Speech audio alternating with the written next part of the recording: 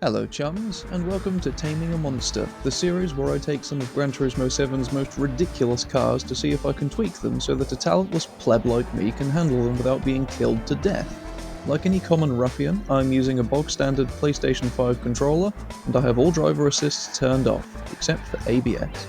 Let's see what car is trying to murder me today!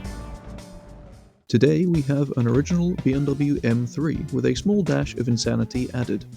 The engine from a Suzuki Hayabusa was taken, and then it was glued to another engine from a Suzuki Hayabusa to create a high-revving lightweight V8. This was then turbocharged for good measure. Similar to the Toyota MR2 last week, we have the best part of 800 horsepower in a car that weighs just over a ton. As usual, every upgrade has been applied, including the widebody, and everything has been left in its default state of tune except for downforce, which is at the maximum, and the transmission, which has already been tweaked for this car. The E30 has larger wheels than standard, which can make the car feel more agile or less stable depending on your point of view. It has a front splitter to add front downforce, a rear diffuser to add front and rear downforce, and the custom wing set because it adds more rear downforce than the Type A or B options.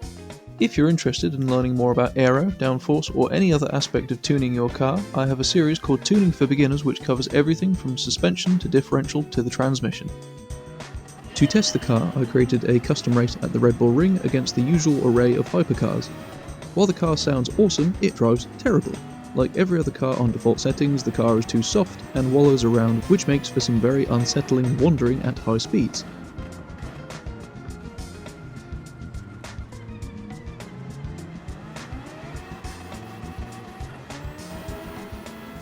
On lap 2, this led to a complete loss of control.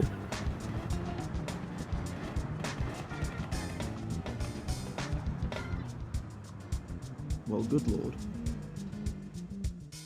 Like most cars, my first adjustment was to increase the anti-roll bar stiffness and the natural frequency to mitigate the body roll. Reducing the car's leaning did help as usual, though it's still a very skittish car. Combining 800 horsepower with a very lightweight car makes for a tricky driving experience. While it's by no means the craziest car in the series, I think that honour still goes to the untweaked Beetle. It's quite a challenge to get right.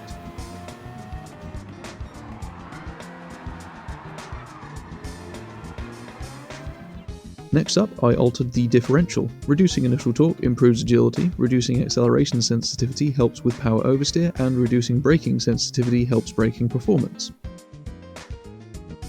The car was improved, but a more concerning issue presented itself. Ow! You utterly disgraceful, inbred puddle of toss, single-celled organism, piss-stained shit weasel. Once my blood vessels were no longer bursting with hatred, I increased the rear body height to make the car sit more visually level. I added compression to help the car take curbs without being unsettled as much. I reduced camber to help with straight-line traction. I increased rear toe in to reduce power oversteer, and I added some front toe out to help with stability when braking. The car was handling fairly well when I spotted he who wronged me, and the red mist descended. You? Oh, I'm gonna ruin your arsehole. Take that, you cunt. Jokes aside, the car still had some instability at high speeds, more so than I'd expect given the settings. It felt like the car was wandering even when I stopped steering. Turns out, I forgot to add the increased body rigidity upgrade. I usually add this on every single car. The difference it makes is both subtle and necessary. After fitting it, I could make more violent steering adjustments on the same section of track at the same speed without losing control. If you have a rear-wheel drive, or mid-engined four-wheel drive car that's unstable no matter what you do, check to see if you fitted this option. It won't completely cure your car, but it's one of the best options to go for by far. When it came to the obligatory Nurburgring lap, the car remained a bit difficult to drive, so I made some more tweaks. I increased the rear anti-roll bar, decreased rear camber, and added more front toe out, all to help with oversteer when lifting off throttle or braking. Front downforce was also reduced slightly to help with high-speed stability. With more than double the peak power of its standard engine, the E30 is not an easy car to wrangle, even with a good setup. Oversteer when braking is still very present, though many of the adjustments you can make to help cure it will have the side effect of introducing more power oversteer. As a result, the tune I settled on for this car was what I felt to be a good compromise that best suited me. Some people like a car that oversteers more when approaching a corner, but for me it's a bit too unpredictable to keep control of, especially since I'm using a standard PlayStation 5 controller like common filth. There's 3 cars that have this engine available. This, the Alfa Romeo 4C Gr.3 road car, and one of the Subaru BRZs. Which you should go for is difficult to answer. The 4C will be the most stable because it's the heaviest and has the most rear downforce. The BMW is the least stable and the most challenging, so possibly the most fun. And the BRZ is somewhere in the middle. Maybe I should start doing comparison videos to find out which car is best suited to each engine swap. Food for thought.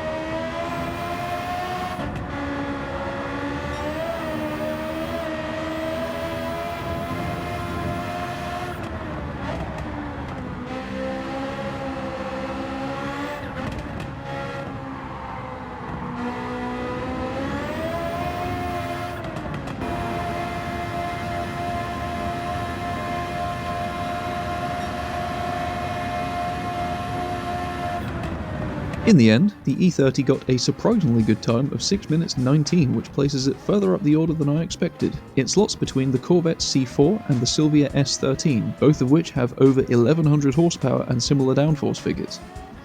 It's also 3 seconds faster than its closest rival, the Mercedes-Benz 190e, which also has a Group 3 engine.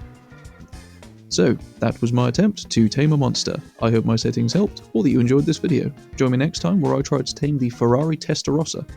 Thank you very much for watching, and if you're feeling particularly generous, I would greatly appreciate your subscription. Take care, and ta-ra!